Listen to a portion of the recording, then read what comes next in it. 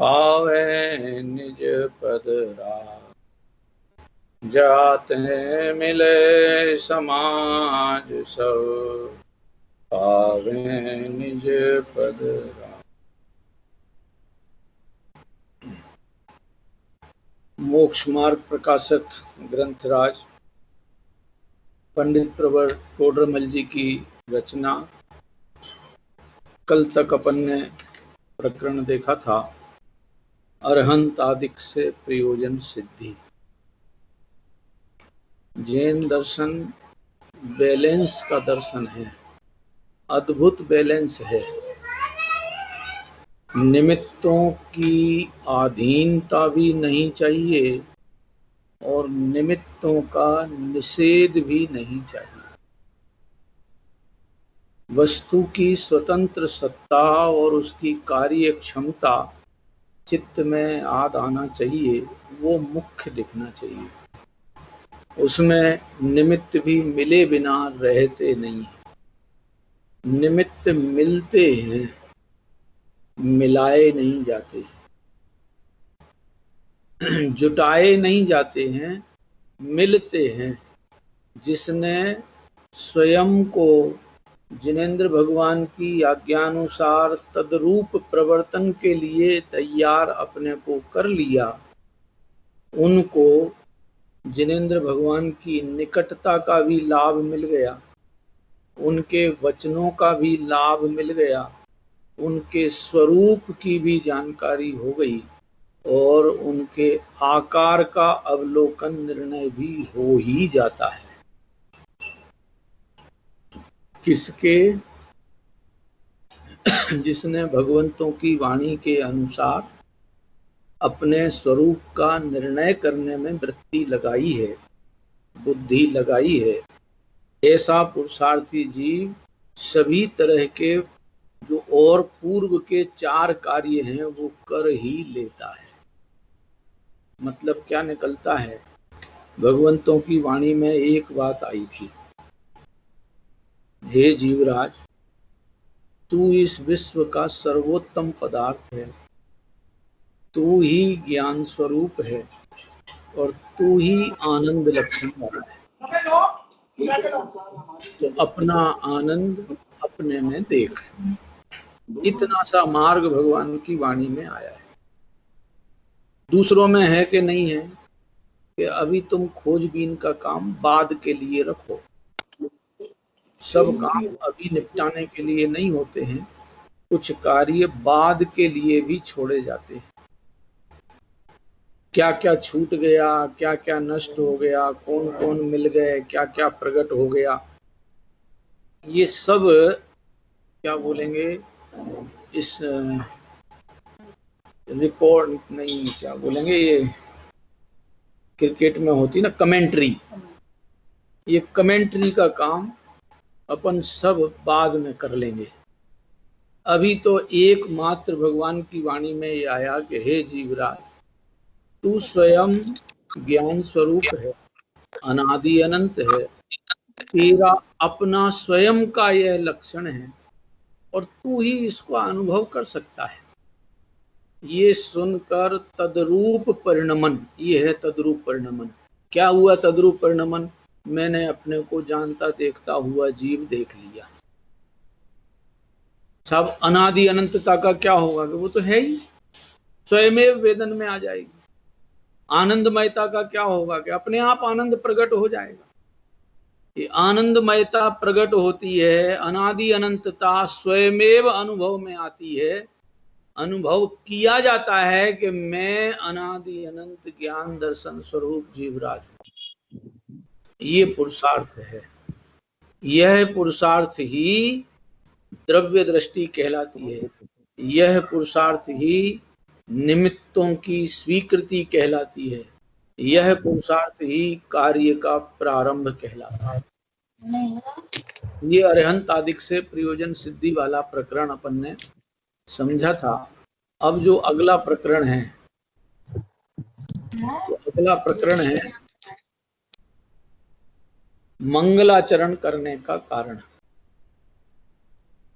मंगलाचरण करने का कारण का ग्रंथ रचना से पहले मंगलाचरण का कार्य अपने आप में बहुत बड़ा कार्य है। क्यों मंगलाचरण किया जाता है, उसमें क्या क्या किया जाता है, ये सब उद्देश्य, हम क्या कहने वाले हैं, ये सब चर्चा इस मंगलाचरण में आती है। तो मंगलाचरण करने का कारण बता रहे हैं। यहाँ कोई पूछे, पेज नंबर 8, हाँ जी, यहाँ कोई पूछे कि प्रथम ग्रंथ के आदि में मंगल ही किया, सो क्या कारण है, उसका उत्तर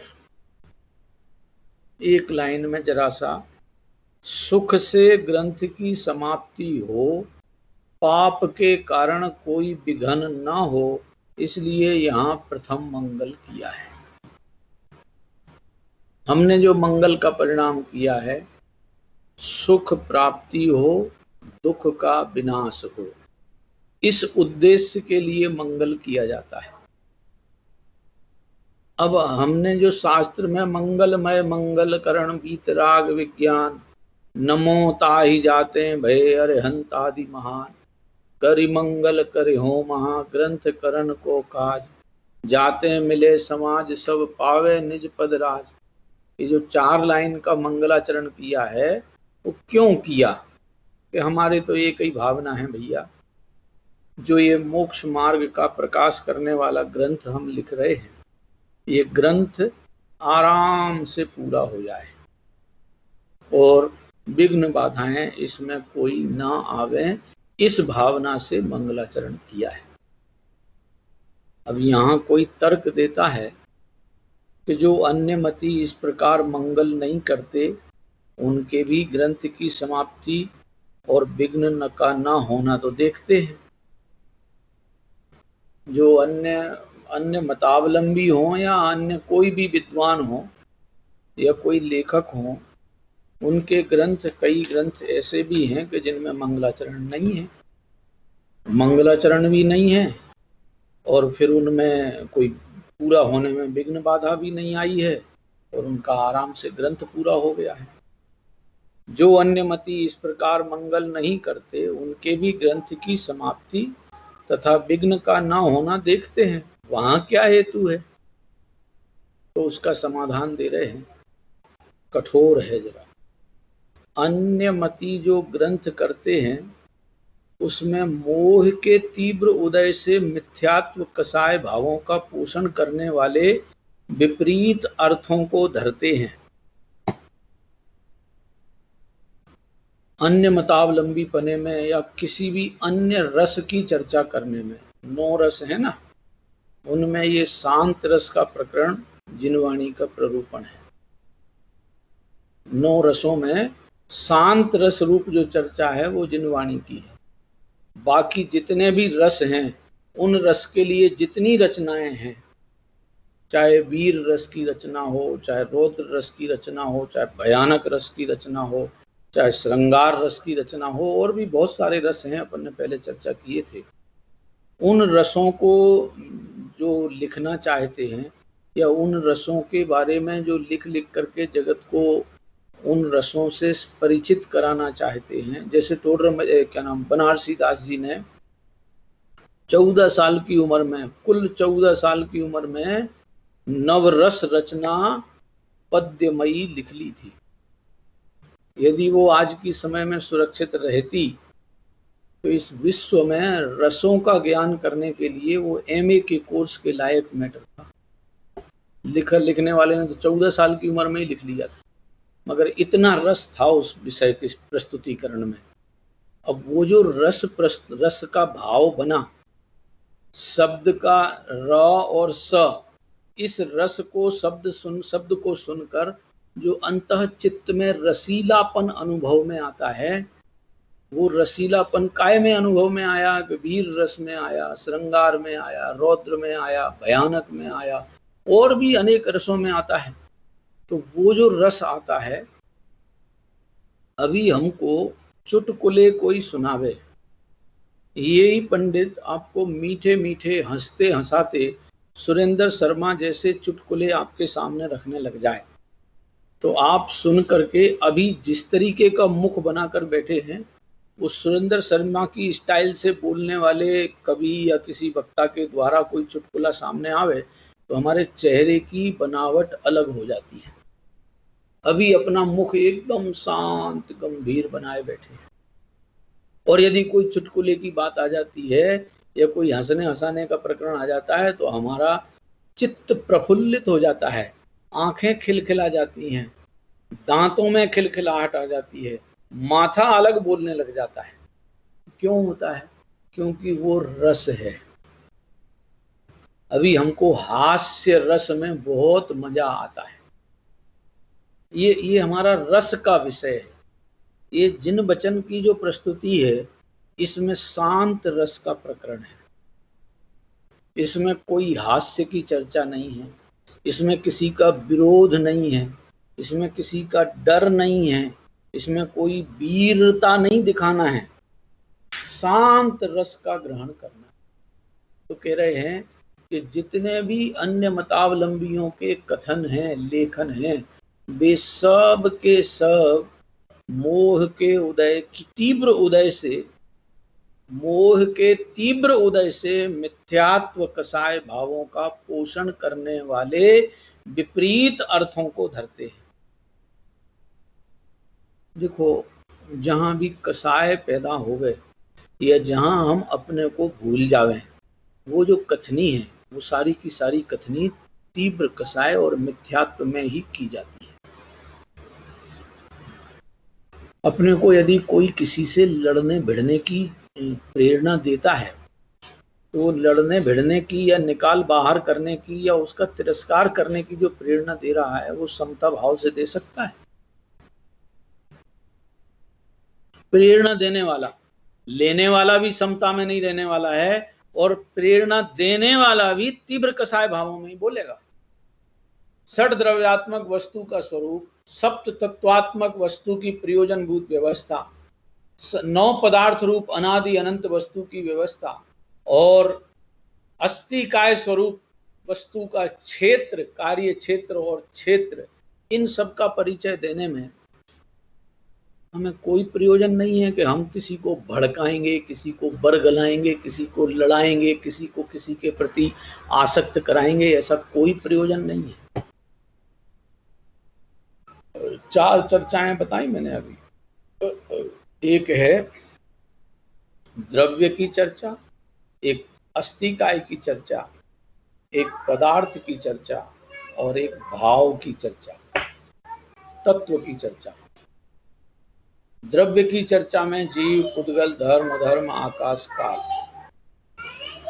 अस्थिकाय की चर्चा में जीव अस्थिकाय, पुद्गल अस्थिकाय, धर्मास्थिकाय, अधर्मास्थिकाय और आकाश अस्थिकाय। 9 पदार्थों की चर्चा में जीव, अजीव, पुण्य, पाप, आश्रव, संवर, निर्जरा, बंध और मोक्ष की चर्चा। और 7 तत्वों में जीव, अजीव, आश्रव, बंध, संवर, निर्जरा, मोक्ष की चर्चा। ये 27 चर्चाएं हैं। पूरा मैटर 27 है। 6 और 5 11 और 9 20 और 7 27। इस चर्चा में, इस प्ररूपण में हमें किसी से काय का तो राग है और काय का इसमें द्वेष खड़ा होता है। सोच लो हिसाब किताब। किसी का वीर रस प्ररूपण करें, किसी की वीरता का बखान करें तो हम उनके प्रति राग में हैं, और साथ में उसमें वो जो वीर, जो शारीरिक वीर्य है, बल है, उसको अंतरंग में अपने लिए अच्छा गिनते हैं। अब ये शारीरिक बल वीर्य को अपने लिए अच्छा गिनना, ये ज्ञान का परिणमन है कि मोह का परिणमन है? आज से 40 साल पहले तक टेलीफोन भी हिंदुस्तान में दुर्लभ थे, बिजली हर जगह नहीं थी। 40-50 साल पहले मुझे मालूम है, जब मैंने 8वीं की परीक्षा दी थी तब लालटेन और चिमनियों में पढ़ करके, रात में पढ़ करके परीक्षा दी थी। गांव में लाइट नहीं थी। एक गांव में स्ट्रीट लाइट वाले खंबे भी जब मैं 8वीं पास कर गया था उसके बाद आए थे। मतलब ये 8वीं पास की वचरचना बताता हूँ। क्लास कम से कम मैंने 8वीं पास की थी सन 1977 में। 76-77, आज से कितने साल हो गए, 40-43 साल पहले तक हमारी साइड में लाइट नहीं थी। अब उस समय जब लाइट आई तो लाइट को आया हुआ देखकर जगत जन बहुत प्रफुल्लित हुए, कुछ डरे कुछ प्रफुल्लित हुए। अब वो प्रस्तुति आज के समय में आपके सामने रखी जाए तो हमको उस प्रस्तुति से वीतरागता जगती है कि राग जगता है। जहां राग भाव जगे वो प्रेरणा, वो कथन सारे के सारे तीव्र कसाय में किए जाते हैं। बाद में टेलीफोन आया, उस टेलीफोन में पहले तो वो जमीन पे रखे जाते थे, टेबल पे रखे जाते थे, उनमें घुर्र घुर्र किए जाते थे। फिर बाद में वो घुर्र घुर्र की लाइन बंद हुई, पूरे अक्षर घुमाने की लाइन बंद हुई, फिर ऐसे टिक टिक टिक टिक की लाइन आई। फिर वो और छोटे होते गए, फिर बीच बीच में कॉर्डलेस टेलीफोन आए, फिर बाद में वो छोटी सी SMS भेजने वाली मशीन आई थी, पेजर। फिर उसके बाद आए मोबाइल, उस मोबाइल में फिर और बढ़ोतरियां बढ़ोतरियां बढ़ोतरियां। आज के समय में ये मोबाइल पूरा का पूरा कंप्यूटर हो गया। अब इस संबंधी जितनी भी जानकारी है वो वीतराग भाव की पोषक है कि राग की पोषक है? तो राग की पोषक। अब जहां राग की पोषण पने की क्रिया है वो जिनेंद्र भगवान की वाणी तो नहीं है, वो मंगलमयी तो नहीं है। सब सारी दुनिया का काम उसी से ही चल रहा है। आप भी उसी मोबाइल और ये टेलीफोन और क्या लैपटॉप की व्यवस्था से ही ये स्वाध्याय करा रहे हो, ये सब हो रहा है। तो अब ये हम राग जगा रहे हैं कि वीतराग भाव जग रहा है? वीतराग भाव लैपटॉप और मोबाइल से आ रहा है कि हम वस्तु तत्व की स्वतंत्र व्यवस्था, स्वतंत्र परिणति और स्वतंत्र सामर्थ्य, स्वतंत्र पुरुषार्थ, इस प्रक्रिया को जान जान करके वीतराग भाव का लाभ ले सकते हैं। वीतराग भाव का लाभ लेने के लिए हमने ये जिनवाणी की रचना की है। टोडरमल जी का जो कथन है वो यही है मूल, कि हम वीतराग भाव की प्राप्ति और वीतराग भाव की वृद्धि के लिए प्रेरणा लिख रहे हैं आपके सामने। इसमें हमारा कोई सम्मान हो जाएगा कि हम बड़े पंडित डिक्लेयर हो जाएंगे, हमारे इतने फॉलोअर हो गए, हमारा ग्रंथ इतनी कॉपियों में बिक गया, लाख कॉपी बन गई, 80,000 कॉपियां तो मेरे ख्याल ये मोक्ष कुमार प्रकाशक की जो मेरे पास एडिशन है, 14वां एडिशन है मेरे पास, 1999 का 21 साल पुराना एडिशन मेरे पास है ये मोक्ष कुमार प्रकाशक का। इस एडिशन में 85,100 तो हिंदी में और 1,000 अंग्रेजी में, 86,100 ग्रंथ छप चुके थे। तो टोडरमल जी को बड़ा गौरव महसूस होता होगा, अरे मेरी पुस्तक, मेरा लिखा हुआ ग्रंथ 86,000 क्वांटिटी में विश्व में फैल गया, और अब 20 साल में तो और मेरे क्या लाख, 1.5-2 लाख क्वांटिटी में छप गया होगा, हो गया होगा। टोडरमल जी ने इस उद्देश्य से ग्रंथ नहीं लिखा है। मैं आपको एक अपने जीवन का प्रसंग बताता हूँ। जब हम जयपुर में पढ़ने के लिए आए, 78 में जयपुर आ गया था मैं 9th पास करके, 77 में 8th पास किया, 79 में 9th पास, 78 में 9th पास करके जयपुर पहुंच गया, भर्ती हो गया। किसी तरह जुगाड़ तुगाड़ होकर के मेरा एडमिशन हो गया। उम्र से भी छोटा था, क्लास में भी छोटा था, मगर हो गया। होने के बाद हम लोग उस समय विद्यालय में 26 विद्यार्थी थे। तो 26 विद्यार्थियों के, क्योंकि यहाँ कोई खर्चा तो लिया नहीं जाता था, उसमें स्कूल की फीस, स्कूल की किताबें, ड्रेस, रहना, आना जाना, खाना, सब कुछ पूरा का पूरा चार्ज हमसे नहीं लिया जाता था, विद्यार्थियों से नहीं लिया जाता था, संस्था देती थी। दिगंबर जैन कुंद कुंद कहान तीर्थ सुरक्षा ट्रस्ट ये सारा व्यवस्था करता था। बम्बई का ट्रस्ट है, बाबू भाई उस समय थे, फतेहपुर वाले बाबू भाई, वो अध्यक्ष थे। तो गुरुदेव की प्रेरणा थी, बाकी सब विद्वानों का बहुत सहयोग था और विद्यालय बन चुका था। हम तो 1 साल बाद एडमिशन हुआ था। 1 साल का पूरे विद्यार्थियों का खर्चे का एस्टीमेट 75-76 हजार रुपए का साल का था। 26 विद्यार्थियों पे साल भर का खर्चा 75,000 रुपया, खाना पीना, पहनना, आना जाना, रहना, और फीस वीस, किताबें, ट्यूशन, संस्कृत की ट्यूशन भी हमारे लिए लगती थी।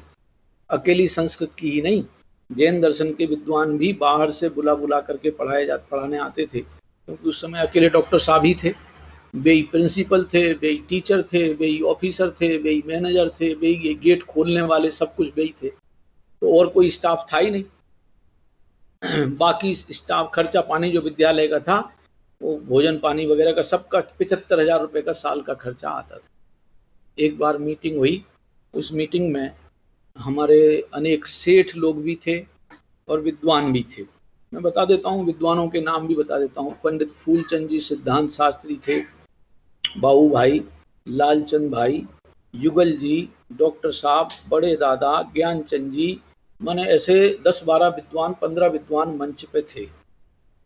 कैलाश चंद जी भी शायद थे, कैलाश चंद जी बनारस वाले विद्वान, वो भी शायद थे। और संघ में ट्रस्ट की मीटिंग थी, तो गोदी जी, पूरन चंद जी गोदी का, एक रतनलाल जी गंगवाल कलकत्ते वाले हुआ करते थे, लाडनू के, ये श्रेष्ठी लोग भी वहां पे बैठे थे। किसी ने ऐसा बाबू भाई के सामने, माने सभा में ऐसी बात उछाली कि साहब ये अपन इन सब विद्यार्थियों पे 75,000 रुपये साल का खर्चा कर रहे, इस 75,000 का रिटर्न हमें क्या मिलेगा? भाई ये विद्यार्थी संस्कृत पढ़ेंगे, पढ़ के नौकरियों में लग जाएंगे, धंधे पानी में चले जाएंगे, जिस लाइन में जिनको जाना है वे उस लाइन में चले जाएंगे। हम जो इनके पीछे खर्चा कर रहे हैं, 75,000 उस समय में कोई छोटा अमाउंट नहीं था, बहुत बड़ा अमाउंट था। वो 75,000 रुपये साल का जो हम खर्च कर रहे हैं, इसका रिटर्न हमको क्या मिलेगा? तो बाबू भाई खड़े हुए, मंच पे ही खड़े हो गए, और खड़े होकर उनको माइक लगा के माइक से बोलने लगे। बाबू भाई बोले देखो, ये जो हम जिनवाणी का अभ्यास करने के लिए ये विद्यालय खोला है, और यहाँ विद्यालय में पढ़ने वाले आएंगे, 6 ढाला पढ़ेंगे, तत्वार सूत्र पढ़ेंगे, समय सार पढ़ेंगे, मोक्षमार्ग प्रकाशक पढ़ेंगे, और अनेक ग्रंथों का अभ्यास करेंगे, और करके साथ में संस्कृत व्याकरण पढ़ेंगे, हिंदी, अंग्रेजी, हम जो क्लास कोर्स में है, ये सब जो राजस्थान शिक्षा मंडल बोर्ड से पढ़ते हैं वो, और जो यूनिवर्सिटी से जयपुर राजस्थान विश्वविद्यालय से पढ़ाएंगे वो सबके सब कोर्स चलेंगे, वो पढ़ेंगे, और पढ़ के ये शास्त्री होके हमारे बीच से चले जाएंगे। चले जाने के बाद ये लोग नौकरी व्यापार में भी जाएंगे, कोई तकलीफ नहीं है। उनसे रुपयों का फायदा मिलेगा या नहीं मिलेगा, इस बात को तो धरो थोड़ी देर के लिए कौन।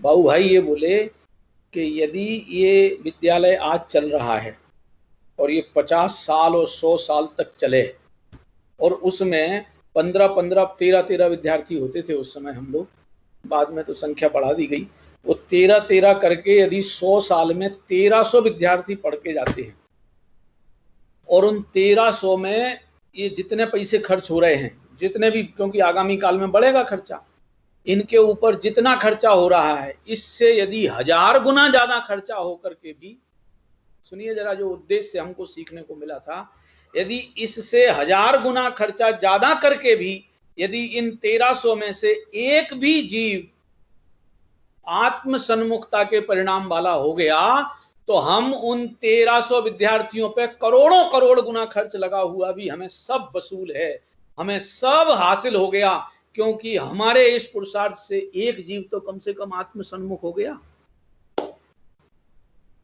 एक जीव यदि आत्म सन्मुख होता है तो हमारा ऐसे करोड़ों करोड़ रुपयों का खर्चा भी हमको बहुत सस्ते का सौदा मिलता दिखाई देता है। इस प्रेरणा में हम लोगों को भर्ती किया गया था। ये आत्म सन्मुखता, टोडरमल जी का जो महाविद्यालय हमारा है, ये टोडरमल जी की ही रचना अपन मोक्षमार्ग प्रकाशक पढ़ रहे हैं। ये आत्म सन्मुखता की प्रेरणा के लिए है। हम कसाय परिणति पैदा करने के लिए, बढ़ाने के लिए, किसी की मिटाने के लिए, किसी की घटाने के लिए हमारा काम नहीं है। हम तो आत्म सन्मुखता के पुरुषार्थ में लगेंगे। कसायों को जहां जाना है, जैसे जाना है, जिनके पास जाना है वे जाएं। हमने उनका कोई ठेका नहीं ले रखा है। वे कोई हमारा गौरव नहीं बढ़ाती हैं, वे तो हमें कलंकित करती हैं। तो ऐसी कसाय परिणति का जो होना सो हो, हम तो आत्म सन्मुखता के पुरुषार्थ के लिए रचना कर रहे हैं। अब विचार करें कि टोडरमल जी की जो ये लाइनें हैं, मोह के उदय से मोह के तीव्र उदय से मिथ्यात्व कसाय भावों का पोषण करने वाले विपरीत अर्थों को धरने वाली कथा नहीं पढ़ना, हमें न पढ़ाना है, न सुनना है, न सुनाना है। मेरे सामने, क्योंकि मैं संस्कृत व्याकरण पढ़ के ही गया था, दिल्ली पहुंचा, तो दिल्ली पहुंचने के बाद अपने अनेक साधर्मियों ने कहा कि हमारे बच्चों को थोड़ी संस्कृत भी पढ़ा दो, संस्कृत भी पढ़ा दो, छोटे छोटे बच्चे हैं। अब साधर्मी पने में उनके घर तो जाता था, मगर उन्होंने कहा संस्कृत पढ़ा दो। मैंने कहा भाई, मैंने संस्कृत पढ़ाने के लिए नहीं पढ़ी है, मैंने संस्कृत पढ़ी है और मैं संस्कृत अच्छी तरह से जानता हूं, सारे व्याकरण के रूल भी मुझे मालूम है, क्योंकि उस टाइम तो शास्त्री करके ही गया था। मुझे पता है संस्कृत व्याकरण के सारे रूल, और मुझे सब उसकी टाइम टू टाइम क्लास कैसी अपडेट होती है वो सब मालूम है। पढ़ा सकता हूं, 10वीं क्लास में कैसे पढ़ाई जाती है, 11वीं में कैसे, 12वीं में कैसे, कॉलेज में कैसे, अरे एमए में कैसे पढ़ाया जा सकता है, ये विषय भी मैं कॉलेज ग्रेजुएट पास होने के बाद संस्कृत का पढ़ा सकता हूं। ताकत तो मेरे पास है, पर मैंने संस्कृत पढ़ाने के लिए नहीं पढ़ी है। मैंने यह संस्कृत अमृत चंद्र आचार्य की आत्मख्याति का रहस्य सीखने के लिए पढ़ी है। पद्म प्रभ मलधारी देव की आत्मोन्मुखी नियम सार वृत्ति पढ़ने के लिए पढ़ी है। जय सेनाचार्य देव की समय सार, प्रवचन सार, इनकी टीकाएं, पंचास्तिकाय की टीकाएं पढ़ने के लिए पढ़ी है। माणिक नंदी आचार्य का परीक्षा मुख पढ़ने के लिए, प्रभा चंद्राचार्य देव का प्रमेय कमल मार्तंड, तत्वार्थ सूत्र, सर्वार्थ सिद्धि, राज वार्तिक, श्लोक वार्तिक, इन ग्रंथों को पढ़ने के लिए संस्कृत पढ़ी है। संस्कृत पढ़ाने के लिए संस्कृत नहीं पढ़ी है। क्यों? क्योंकि संस्कृत पढ़ाने में तो कोई ना कोई, किसी ना किसी तरह से कोई ना राग का या मोह का पोषण होगा होगा और होगा। तब आपके गुरुओं ने पढ़ाई थी ना, उसके पीछे उद्देश्य क्या था कि तुम आत्म सन्मुखता की चर्चा से निकाल लेना। हमें इन विषयों में फंसने के लिए कोई चर्चा प्रेरणा नहीं दी गई थी।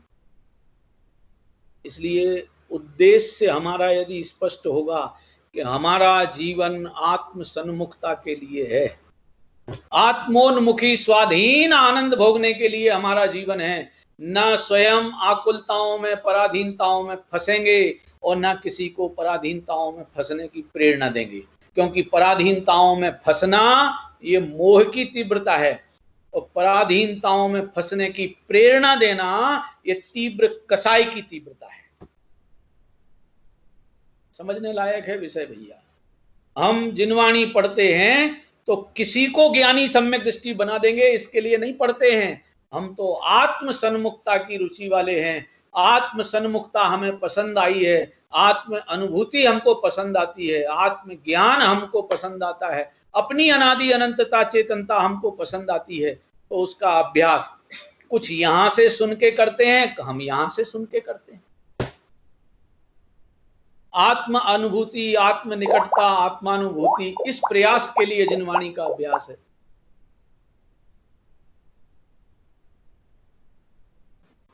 अन्य मतावलंबी पने में जितनी भी रचनाएं होंगी वो सब तीव्र मिथ्यात्व और तीव्र कसाय के वशीभूत होकर होती हैं। उसमें अन्य मती जो ग्रंथ करते हैं उसमें मोह के तीव्र उदय से मिथ्यात्व कसाय भावों का पोषण करने वाले विपरीत अर्थों को धरते हैं। इसलिए उसकी निर्विघ्न समाप्ति तो ऐसे मंगल किए बिना ही हो। आगे बोल रहे हैं यार, बहुत बढ़िया, कि वे ऐसे विपरीत अर्थों को धरने वाले कथन करना चाहते हैं, कसायें की प्रेरणा देना चाहते हैं, मोहासीन कराना चाहते हैं। उनकी जो पद्धति है, उनके लेखन तो भैया बिना मंगल किए ही निर्विघ्न पूरे हो जाएं तो ज्यादा अच्छा है। यदि ऐसे मंगलों से, यदि उन्होंने मंगल कर लिया माने इष्ट देव को, पूर्ण इष्ट देव को समझ लिया, पूज नमस्कार कर लिया, अपना उद्देश्य वीतरागता और कसाय रहितता के परिणाम वाला अपना उद्देश्य बना लिया, यदि इस मंगल करने से, यदि ऐसे मंगलों से मोह मंद हो जाए तो वे वैसा विपरीत कार्य कैसे बने हैं? तो फिर अन्य मतावलंबी पना, अन्य रसों के पोषण की वृत्ति फिर कैसे बनेगी? बना ही नहीं सकती है। क्योंकि यदि हमने अपने चित्त में मंगलाचरण को धर लिया, वीतरागी स्वाधीन सुख प्रकट हो, पराधीन दुख की कल्पना खत्म हो जाए, ये अंतरंग परिणति यदि हमने धर ली, तो फिर हम विपरीत कसायों का पोषण कैसे कर पाएंगे? यदि ऐसे मंगलों से मोह मंद हो जाए तो वैसा विपरीत कार्य कैसे बने? तथा हम भी ग्रंथ करते हैं, अपनी तरफ से बता रहे, हम भी ग्रंथ करते हैं, उसमें मोह की मंदता के कारण, पहले हम अपनी बता रहे कि मोह की मंदता के कारण वीतराग तत्व ज्ञान का पोषण करने वाले अर्थों को धरेंगे। हमारा प्रयोजन वीतराग तत्व ज्ञान का पोषण करने का है, इन्हीं अर्थों को धरेंगे, रखेंगे। उसकी निर्विघ्न समाप्ति ऐसे मंगल करने से ही हो, क्योंकि हमने महामंगलमयी वीतराग प्रभु को याद किया है। तो इसलिए याद किया है कि हमारा यह वीतरागता का पोषण मोह के अभाव वाला परिणाम पुरुषार्थ जीव मात्र के लिए आदर्श रूप में दिखाई देवे। यदि ऐसे मंगल ना करें, हाँ जी, अपनी तरफ से कह रहे, यदि हम ऐसे मंगल ना करें तो मोह की तीव्रता रहेगी, मोह की तीव्रता रहेगी। आप कहोगे साहब आप इतना बड़ा मंगलाचरण पढ़ते हो, 1 मिनट में एक छंद में भी तो मंगलाचरण पढ़ के कहा जा सकता था, कि कहा जा सकता था।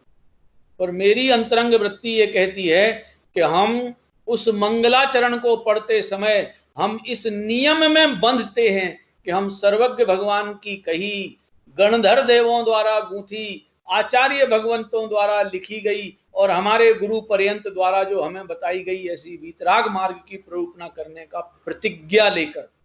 क्योंकि अभी अगले ही पेज में, 2 पेज बाद में, पंडित टोडरमल जी साहब इसी मोक्ष मार्ग प्रकाशक में वक्ता का स्वरूप कहेंगे। 4 पेज बाद में है, 3 पेज बाद। वक्ता का स्वरूप क्या है? बड़ी गंभीर जिम्मेदारी है वक्ता की। ये वक्ता कोई सामान्य वक्ता नहीं है, गणधर देव की गादी है जिनवाणी की प्ररूपणा। जिनवाणी की प्ररूपणा गणधर भगवान करते हैं। ये जो पढ़ रहा है, जिनवाणी का अभ्यास कर रहा है, वो गणधर देव की जिम्मेदारी हमारे सामने पूरी कर रहा है। तो कितना अंतरंग से निर्मल, सहज, शांत, वीतराग परिणति का रुचिवंत जीवन होना चाहिए, ये मंगलाचरण करने से ही ये संभव होगा। यदि ऐसे मंगल ना करें तो मोह की तीव्रता रहे, तब ऐसा उत्तम कार्य कैसे बने? पुनश्च फिर कोई कहता है, ये किसी ने कहा नहीं है, टोडरमल जी ही स्वयं इस कला के माहिर हैं कि शिष्य के चित्त में कौन सा प्रश्न खड़ा हो सकता है जिसका मुझे समाधान देना है। क्योंकि शिष्य को जिज्ञासा खड़ी हुई है, तो योग्य वक्ता और योग्य लेखक का कर्तव्य है कि उसकी जिज्ञासा पूरी हो पावे, उससे पहले ही हमें उसका पूरा का पूरा प्रश्न और उसका पूरा समाधान वीतरागता की प्रेरणा देने वाला आ जाना चाहिए। नहीं आता है यदि चित्त में उत्तर, तो वक्ता का सीधा स्पष्ट कथन ये होता है, भाई मुझे अभी इस चीज का अभ्यास नहीं है, मैं ग्रंथों से अभ्यास करके या अन्य विद्वानों से पूछ के आपको जवाब दे सकूंगा। गप्पे हाँकने का, विरोध निषेध करने का हमको अधिकार करने के लिए जिनवाणी की गादी नहीं मिली है। पुनश्च वह कहता है कि ऐसे तो मानेंगे, ऐसे तो मानेंगे, परंतु कोई ऐसा मंगल नहीं करता, उसके भी सुख दिखाई देता है और पाप का उदय नहीं दिखाई देता।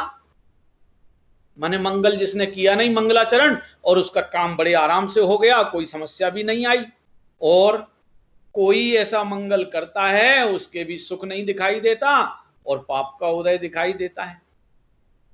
जिनने मंगलाचरण नहीं किए उनके बड़े आराम से ग्रंथ पूरे हो गए, और जिनने मंगलाचरण किए उनके ग्रंथों में बड़ी विघ्न बाधाएं आई। इसलिए पूर्वोक्त मंगलपना कैसे बने? आप जो मंगलाचरण के पुरोधा बन रहे हो, हमारी तो पूरी तरह से बात गले नहीं उतर रही। उससे कहते हैं कि जीवों के संक्लेश विशुद्ध परिणाम अनेक जाति के हैं। जीवों के संक्लेश विशुद्ध परिणाम अनेक जाति के हैं। देखो, शुद्ध परिणामों की जाति दो तरह की नहीं होती है। शुद्ध परिणाम तो सदैव एक ही जाति के होते हैं, चाहे वो गृहस्थ दशा में रहते हुए अविरत सम्यक दृष्टि के शुद्ध परिणाम हो, और चाहे सिद्ध अवस्था में विराजमान सिद्ध भगवान के शुद्ध परिणाम हो। जाति दोनों की एक है, क्वांटिटी में फर्क है। जाति का मतलब क्वालिटी। क्वालिटी वाइज देखो तो चौथे गुण स्थान में अविरत सम्यक दृष्टि ने जो आत्म स्वरूप का संवेदन किया है, उसकी जितनी वीतरागता है, उसी क्वालिटी की वीतरागता सर्वज्ञ भगवान और सिद्ध भगवान की है। क्वालिटी एक है, क्वांटिटी का फर्क है। ये तो हर एक के यहाँ हिसाब किताब होता है। जितने इंडस्ट्रियलिस्ट होते हैं, जितने व्यापारी होते हैं, सब अपने घर में स्टॉक मंगाते हैं, खरीदते हैं। तो कितना खरीदते हैं? सब जितना वो मुकेश अंबानी अपने यहाँ एक बिल में खरीद लेता है, तो उसी क्वांटिटी में अपन भी खरीद के रख लो कि भाई साहब अपनी जेब देख के खर्च करो। तुम्हारे पास कितनी कैपेसिटी है, तुमने सारी पूंजी खरीद में ही लगा दी, तो उसकी प्रोसेस में, उनकी लेबर में, उसकी लाइटिंग में, उनके और जो खर्चे होते हैं, उनमें कहाँ से लाओगे? इसलिए हर एक के पास क्वांटिटी अपनी अलग अलग होगी। क्वालिटी हम बढ़िया से बढ़िया लेना पसंद करेंगे, क्वालिटी हमारी एक सी होगी। शुद्ध परिणामों की क्वालिटी, जहां चौथे गुण स्थान से जितने शुद्ध परिणाम प्रकट हुए हैं, उस क्वालिटी का हिसाब किताब सिद्ध भगवंतों से मैच खाता है। सिद्ध भगवंतों के अनंत अनंत अनंत अनंत आनंद का भोग है, और यहां उस आनंद भोग का सैंपल चख लिया है। तो क्वालिटी एक है, क्वांटिटी में फर्क पड़ता है। मगर संक्लेश विशुद्ध वालों की तो क्वालिटियां ही अनंत हैं। अब इनको हम क्वालिटी कहेंगे कि डिसक्वालिटी कहेंगे? क्वालिटी कहने में तो क्वालिटी शब्द का ही अपमान होता है, क्योंकि जो परिणाम बंधन करावे, जो परिणाम भ्रम में रखे, जो परिणाम भ्रमण में फंसाए, वो परिणाम क्वालिटेटिव तो नहीं हो सकता है, भले कितनी भी तरह की क्वांटिटियां हों। चाहे वो तीव्र हो, चाहे तीव्रतर हो, चाहे तीव्रतम हो। तीव्र, तीव्रतर, तीव्रतम, मंद, मंदतर, मंदतम, ये 6 तरह की कैलकुलेशन अपने यहाँ आती है। इस 6 तरह की कैलकुलेशन में अनंत जातियां हैं, अनंत जातियां। वीतरागी देव के रूप को देखने वाला भी पुण्य परिणाम। अभी जो अपन ने कल 5 पढ़े थे ना, इन 5 में वीतरागी जिनेंद्र के आकार का अवलोकन करने का भी पुण्य परिणाम है, और उनके स्वरूप को विचारने का भी पुण्य परिणाम है। तो जो आकार देखने का परिणाम है, स्वरूप को विचार करने का परिणाम, उससे जाति भिन्न है। क्वांटिटी कम, भले कम ज्यादा, क्योंकि आकार अवलोकन में जितना समय लगता होगा, उनके स्वरूप निर्धारण करने में उससे कम समय लगता होगा। तो क्वांटिटी कम होगी, और डिफरेंस क्वालिटेटिवनेस में डिफरेंस बहुत ज्यादा होते हैं। ये क्योंकि संक्लेश विशुद्ध परिणाम अनेक जाति के हैं। अपन भी देख लो, अपने को गुस्सा आता है या कभी दयालुता का परिणाम आता है, तो दयालुता के परिणाम में भावना कुछ बनती है, दयालुता की भावना कुछ बनती है।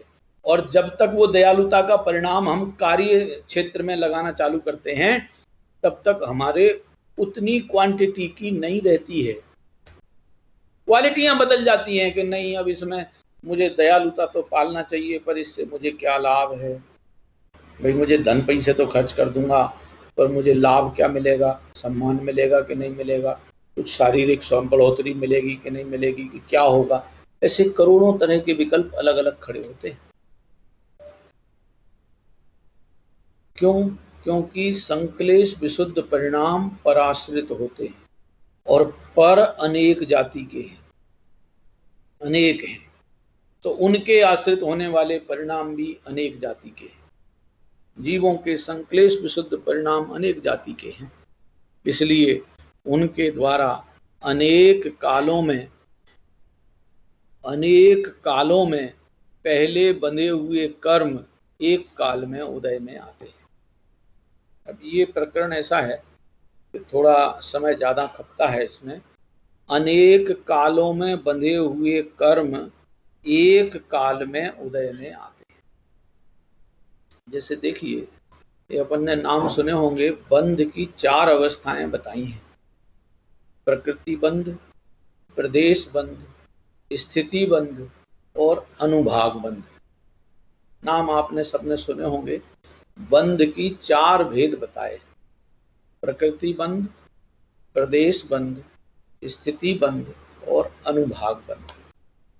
प्रकृति बंध माने कौन सा कर्म बनता है, बंधा, किस किस क्वालिटी का कर्म बंधा, ज्ञानावरणी बंधा के दर्शनावरणी बंधा। ये तो सब ऑटोमेटिक प्रक्रिया है। जैसे ये ज्यादा बुद्धियां लगा लगा करके मोही जीव जो भोजन करते हैं, उस भोजन करने में यहाँ तो बहुत बुद्धियां लगा करके थाली से मुंह तक लाने तक में हम बहुत बुद्धियां लगाते हैं कि साहब एक गिलास को 3 बार चबाऊं कि 6 बार चबाऊं कि 60 बार चबाऊं कि 30 बार चबाऊं। वैद्य लोग कहते हैं एक गिलास को 32 बार चबाना चाहिए और उसके चबाने में ऐसी पोजीशन बन जाना चाहिए कि वो पानी की तरह घुलता घुलता पेट में जाए। अब यहाँ तक की तो प्रक्रिया अपन ने बड़ी बुद्धिपूर्वक कर ली।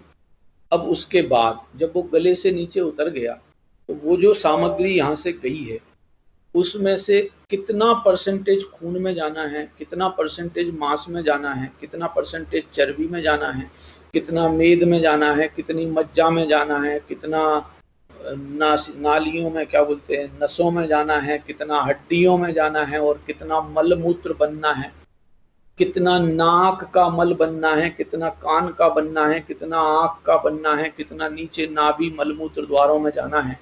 ये डिवीजन कौन करता है? ऑटोमेटिक होता है। बिल्कुल हमारे जो राग द्वेषमयी परिणाम होते हैं उन परिणामों की निमित्तता में कर्म वर्गणाएं हमारे संयोग में आ जाती है कर्म बनकर। अब उस कर्म वर्गणाओं को कौन कौन से कर्म के रूप में बनना है, ये सब विधि योग के आश्रित होती है। और उस योग माने मन वचन काय के कंपन अनुसार, मन वचन काय के अनुसार जो हमारा उपयोग कंपित होता है उससे एक कर्म की प्रकृतियां डिवीजनों में बंटती हैं कि हमने ज्ञान में डिस्टर्ब डालने वाला काम किया था, कि दर्शन में डिस्टर्ब डालने वाला काम किया था, कि पुरुषार्थ में डिस्टर्ब डालने वाला काम किया था, कि मूर्खता में रहने वाला काम किया था, कि अनुकूलताओं की वेदना देखने में चाह करने का परिणाम किया था। वे उससे 8 कर्मों के डिवीजन में बढ़ जाते हैं। ये तो हो गया प्रकृति बंध। फिर वो आत्म प्रदेशों में आकर के एक क्षेत्रावगाह रहने लग जाते हैं तो प्रदेश बंध हो गया। अब ये तो हो गया योग से। अब इस समय में जितनी कसाय वृत्ति चल रही है उस कसाय वृत्ति से वो कर्म हमारे साथ कितने काल तक बंध में रहेगा और कितने काल तक वो उदय में आता रहेगा। ये अपन ने मैक्सिमम वाले हिसाब किताब सबने सुने हैं, मिनिमम वाले भी अपन ने सब सुने हैं। मैं दोबारा याद करा देता हूँ, 1 मिनट का ही काम है। मोहनीय कर्म की जो दर्शन मोह की प्रकृति है वो एक समय में मैक्सिमम से मैक्सिमम बंद कराती है। उसका नाम है 70 कोड़ा कोड़ी सागर। अब मोहनीय कर्म की जो दूसरी प्रकृति है चारित्र मोह की, वो चारित्र मोह की प्रकृति का मैक्सिमम से मैक्सिमम कसाय संबंधी बंद होता है तो वो 40 कोड़ा कोड़ी सागर का होता है। ज्ञानावरणी, दर्शनावरणी, अंतराय और वेदनीय, ज्ञानावरणी, दर्शनावरणी, अंतराय और वेदनीय, इन 4 कर्मों का, इनमें 3 घातिया हैं और 1 वेदनीय अघातिया है। इनकी जो मैक्सिमम कर्म की प्रकृति बनती है वो 30 कोड़ा कोड़ी सागर के लिए हो। कितने हो गए? मोहनीय और ज्ञानावरणी, दर्शनावरणी, अंतराय और वेदनीय, माने 5 हो गए ना। तो इन 5 के बाद बचे रह गए 3।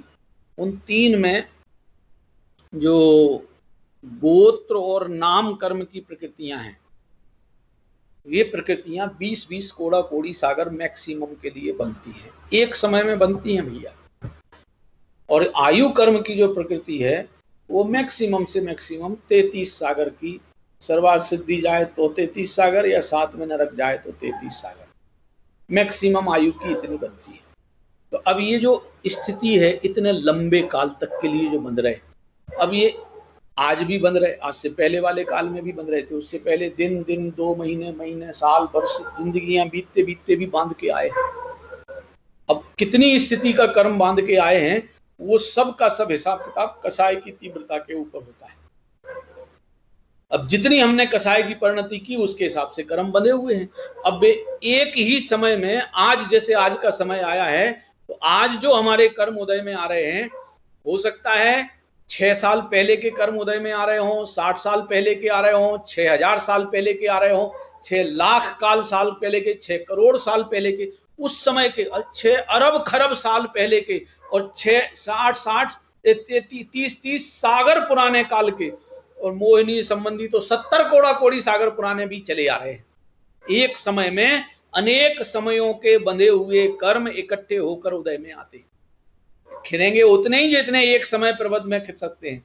शब्द सुन लीजिएगा, निकल के बेई कर्म उदय में आएंगे, जो एक समय में जितने कर्म निकल के आ सकते हैं उदय रूप में। और ये स्थिति बड़ी विचित्र चल रही है। उनके द्वारा अनेक कालों में पहले बंधे हुए कर्म एक काल में उदय में आते हैं। इसलिए जिस प्रकार जिसके पूर्व में बहुत धन का संचय हो, पहले बहुत धन कमा लिया हो, उसके वर्तमान में बिना कमाए भी धन दिखाई देता है। पुरानी पूंजी बहुत भरी पड़ी है, तो आज वर्तमान में कुछ भी नहीं कर रहा है तो भी बहुत धन दिखाई देता है, और ऋण दिखाई नहीं देता। और जिसके पूर्व में ऋण बहुत हो, उसके धन कमाने पर भी ऋण ही ऋण दिखाई देता है, धन दिखाई नहीं देता। परंतु विचार करने से कमाना तो धन ही का कारण है। पुरानी पूंजी नहीं थी और ऋण भी नहीं दिखता है, और खूब खर्चा चल रहा है और कमाई नहीं दिख रही, तो कमाई नहीं दिख रही तो धन पैसा तो किसी ना किसी तरह से तो आया ही हुआ है ना, पूर्व का कमाया हुआ आया है। परंतु विचार करने से कमाना तो धन ही का कारण है, ऋण का कारण नहीं है। अब जिसके पास पहले पुरानी पूंजी नहीं है, उसके कमाता भी रहता है और ऋण की किस्तें, क्या बोलते हैं वो, ईएमआई भी भरता रहता है, और फिर भी ऋण खड़ा रहता है। कमाना तो धन ही का कारण है, ऋण का कारण नहीं है। उसी प्रकार जिसके पूर्व में बहुत पुण्य का बंध हुआ हो, उसके यहाँ ऐसा मंगल किए बिना भी सुख दिखाई देता है। पूर्व में बांध लिया था कोई पुण्य ऐसा ठाट बाट कि जिससे कोई मंगल कार्य नहीं करता है, फिर भी कोई डिस्टरबेंस नहीं आता है, पाप का उदय दिखाई नहीं देता। और जिसके पूर्व में बहुत पाप बंद हुआ हो, उसके यहाँ ऐसा मंगल करने पर भी सुख दिखाई नहीं देता है, पाप का उदय दिखाई देता है। परंतु विचार करने से ऐसा मंगल तो सुख ही का कारण है। जैसे कमाना तो धन की प्राप्ति का कारण है, पहले पुराना ज्यादा कर्जा चढ़ा होगा तो वर्तमान में कर्जा उतारते उतारते ज्यादा कमाई दिखती नहीं है।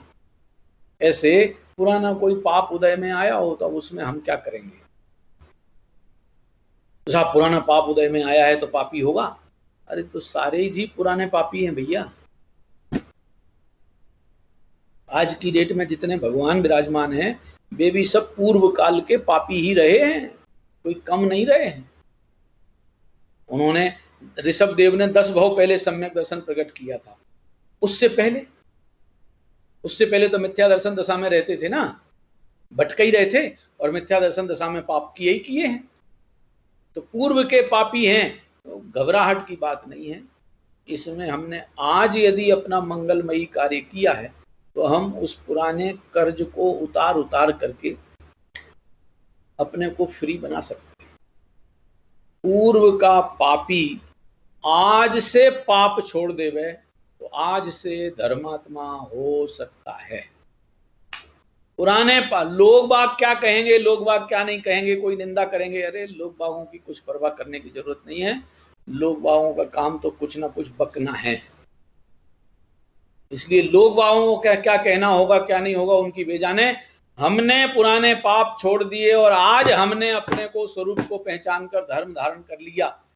अब यदि अपयश प्रकृति बंदी होगी तो निंदा हो आगे चले जाएंगे, काम कर्म निकल लेंगे, निर्जरा होती रहेगी, बंधन में जीव नहीं फंसेगा, मुक्ति चला जाएगा। अपने को सहज और शांत बना के जिएंगे तो पूर्व कर्म जैसे भी जितने भी उदय में आने वाले हैं वे सब दुखी नहीं कर पाएंगे, निर्जरित होकर के निकलते जाएंगे और नया कर्म नहीं बांध पाएंगे। हमारी आज की शांत परिणति, सरल परिणति, सहज परिणति हमको आज भी बंधन से बचाएगी, आकुलताओं से बचाएगी और आगामी अनंत काल के बंधनों से बचाने का काम करती है। जो समय बीत गया उसमें तो कोई कुछ कर सकने की ताकत में नहीं रखता है, उनमें कोई अदला बदली करने का हम ठेका नहीं लेके बैठे। मगर आज हमने यदि अपने को शांत सहज बना लिया, और शांत सहज तो वही बना सकता है जो अपन ने सवेरे चर्चा की थी कि अपन ने ज्ञान की पहचान स्वयं को आनंदित करने के लिए ली है। स्वयं को आनंदित करने के प्रयास में अपन ने ज्ञान का स्वरूप समझा है, तो अपन इस अपने को ज्ञानमयी देखें। ना जड़ताओं को देखने की जरूरत है, ना क्षणिकताओं को देखने की जरूरत है। अपने अनादि अनंत ज्ञानमयी पने को देखो, जानो, मस्त रहो, इस पुरुषार्थ में लगे रहो।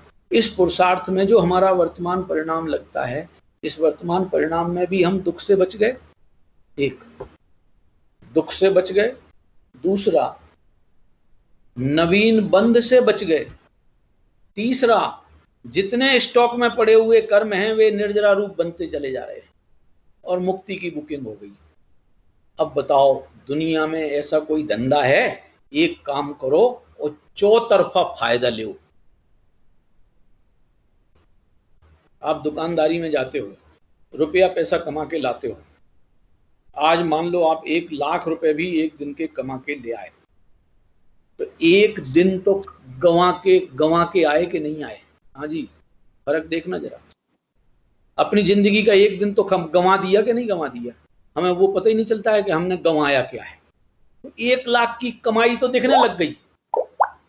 1,00,000 की कमाई देखते काल में जो एक दिन हमारी जिंदगी का चला गया, भाई साहब रुपया तो लाखों में आ जाएगा, मगर दिन तो हमको लिमिटेड मिले हैं। इस जिंदगी में दिन तो कुल मिला के यदि 100 साल के लिए भी यदि आयु क्रम बांध के लाए हैं तो कुल मिला के 36,500 दिन मिलेंगे, इससे ज्यादा नहीं मिलेंगे। कितने दिन? 36,500 दिन मिलेंगे। अब इसमें 36,500 दिन में एक दिन में 24 घंटे का गुणा कर दो। कोई कैलकुलेटर खोल के बैठे हो तो अपने आप कैलकुलेट करते जाओ। 36,500 दिन मिलेंगे कुल। घंटे में गिनोगे तो 24 गुना मिलेंगे, मिनटों में गिनोगे तो 1440 गुना करना पड़ेगा, और यदि सेकंडों में गिनोगे तो 86,400 का गुना कर दो 36,500 में। इतने सेकंड हमारे पास टोटल जिंदगी के हैं। कर दूं कैलकुलेट? अभी हाल सामने दिखाता हूं, मेरे पास मोबाइल हाथ में है, मैं कैलकुलेशन करके दिखा देता हूं। अभी हाल निकालता हूं, देखो कितना टोटल टाइम हमारे पास है कि जो हम टाइम कहां अपने किस कार्य में लगा रहे। 36,500 दिन, इसको गुणा करा हमने सेकंडों से, निकालूं 86,400 सेकंड, मतलब अब ये तो कैलकुलेटर तो भूल गया भैया, मोबाइल का कैलकुलेटर तो भूल गया। आपको और दूसरा बताता हूं, 36,500 गुना 1440 का तो कैलकुलेशन आ जाएगा 5,25,06,000 मिनट, 60,000। 100 साल की जिंदगी में हमें कितने मिनट मिल रहे हैं? 5,25,60,000 मिनट मिल रहे हैं पूरे टोटल। अब उनमें से हमने 1,00,000 रुपए की कमाई के लिए आज के दिन के 86,400 सेकंड फूंक डाले। 1440 मिनट, 24 घंटे के मिनट कितने हुए? लगा दो हिसाब किताब, फिर दोबारा कैलकुलेशन करना पड़ेगा। एक 24 घंटे में 60 मिनट के हिसाब से लगाओ तो 1440 मिनट। 1440 मिनट तो हमने फूंक ही दिए कि नहीं फूंक दिए उस 1 लाख रुपए के कमाने में। हमें वो 1 लाख की कमाई तो दिख रही है, वो 1440 रुपया 1440 मिनट फूक गए, ये अनंत काल में कब रिपीट होके आएंगे? ये जो काल हमारा मिला हुआ काल, जो सीमित काल मिला है, वो हम कितना बर्बाद करते जाते हैं वो काय के चक्कर में, दिन 2000 2000 लाख 2 लाख रुपए की कमाई के चक्कर में। भगवान कहते हैं भैया एक बार, क्योंकि दुनिया की कमाई में किसी एक तरफा कमाई होती है और हजारों तरफा नुकसान होते हैं। पता नहीं कितने कितने हमने उस 1 लाख रुपए की कमाई में कितने लोगों को अपना दुश्मन बना लिया, कितने लोगों को अपना मित्र बना लिया, दिन फूंक डाला, स्वयं कसाय वृत्ति कितनी चढ़ा ली, हमें पता ही नहीं चलता। ये नुकसान के धंधे कितने कर लिए हमें पता ही नहीं किए। चलिए, ये आत्म अनुरक्ति, आत्मज्ञान के परिणाम में लगा हुआ जो समय है, अरे टाइम तो होने लगा, आत्मज्ञान की आराधना में लगा हुआ जो समय है वो एक समय व्यतीत होता है। इस एक समय की व्यतीतता में बर्बादी कुछ भी नहीं है। क्यों? क्योंकि हमारा जीवन आनंद भोग के लिए है। वर्तमान में आनंद भोग किया, एक। दूसरा, नए बंध से बच गए, 2। पुराने बंधों की निकासी निश्चित हो गई, 3। और मुक्ति बुक हो गई, 4। अब नुकसान बताओ एकाध कोई कौन सा है? ये आत्म अनुरक्ति माने मंगल कार्यों में एकमात्र लाभ ही लाभ का सौदा है, हानि के लिए कोई विषय नहीं है भैया। ऐसा महामंगलमयी पना हम भगवान वीतरागता की प्ररूपणा, पोषण और अनुभूति, सोचना जरा। प्ररूपणा माने लेखनी या चर्चा, और पोषण उसकी रुचि बढ़ाना, और उसकी अनुभूति करना वीतराग स्वरूप का वेदन करना, ऐसे अपने आत्मज्ञान के प्रति अपना परिणाम बनता है। इसमें हमारी कमाई ही कमाई है, हमारा कोई नुकसान नहीं है। साहब यदि भविष्य में कोई नुकसान हो गया तो हो गया, तो क्या तकलीफ है? हम जानते हैं कि पूर्व के बंधे हुए जो अशुभ कर्म हैं वे उदय में आए बिना रहेंगे नहीं, आएंगे तो जो कुछ भी होगा सो देखा जाएगा, उसमें हमारा क्या नुकसान होने वाला है। कर्म का उदय आएगा, मेरा उदय नहीं होगा। कर्म का उदय जाएगा, मैं नहीं जाऊंगा। मैं कर्म के उदय आने के काल में भी जीता जानता हूं, और कर्म उदय के जाने के काल के बाद भी जीता जानता रहने वाला महापदार्थ हूं। ऐसा आत्म सन्मुखता का जो पुरुषार्थ है वो महामंगलमयी कार्य है। ऐसी परिणति बनाकर इस प्रकार पूर्वोक्त मंगल का मंगलपना बनता है। और इससे आगे की चर्चा अभी तो और है, उसको अपन कल चर्चा में लेंगे। आज यहीं विराम देते हैं। सहजानंदी शुद्ध स्वरूपी अविनाशी आत्म स्वरूप, सहजानंदी शुद्ध स्वरूपी अविनाशी आत्म स्वरूप, सहजानंदी शुद्ध स्वरूपी